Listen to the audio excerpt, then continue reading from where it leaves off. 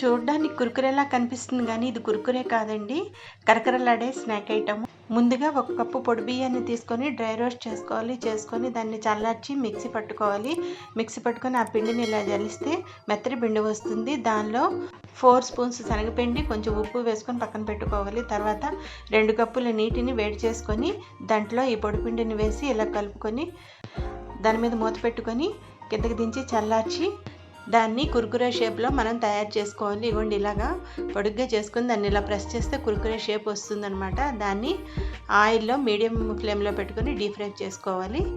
క్రిస్పీగా అయ్యేంత వరకు డీప్ ఫ్రై చేసుకొని మిగతా కుర్కురేలన్నింటినీ కూడా డీప్ ఫ్రై చేసుకొని ఇంకొక బౌల్లో 1 స్పూన్ కారము, 1 స్పూన్ చాట్ మసాలా, 1/2 స్పూన్ జీలకర్ర పొడి, 1/2 స్పూను సాల్ట్ని వేసుకొని బాగా కలుపుకొని ఈ కుర్కురేలు అందులో వేసుకొని టాస్ చేసుకుంటే మన కరకరలాడే కుర్కురే లాంటి స్నాక్ రెడీ.